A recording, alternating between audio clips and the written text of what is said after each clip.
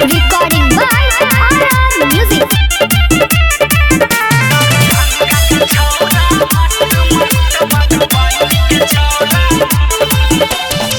चाहे सहरसा रहे चाहे सुपौल गए पूरा जिला में चले हमरे माहौल गए। चाहे सहरसा रहे चाहे सुपौल गए पूरा जिला में चले हमरे माहौल गए। गजबे रही स्टाइल गे गजबे रही स्टाइल गे केकरो गले में डाइल गे।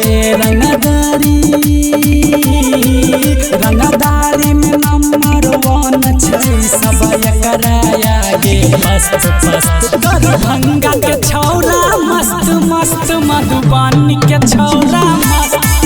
दरभंगा के छौरा मस्त मस्त मधुबनी के छौरा मस्त।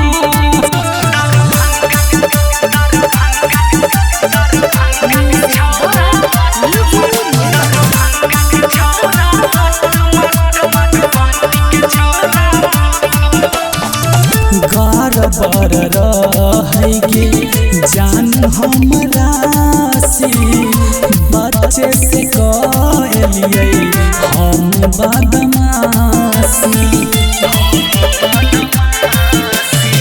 घर बर रहे गे जान हमरा से बच्चे से कहलिए हम बदमाशी। पिस्टल के बुझ खिलौना गे खेलै छलिए हम सोना गे। छै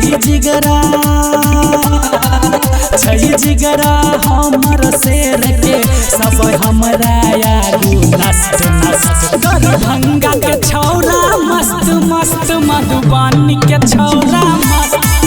दरभंगा के छौरा मस्त मस्त मधुबनी के छौरा मस्त।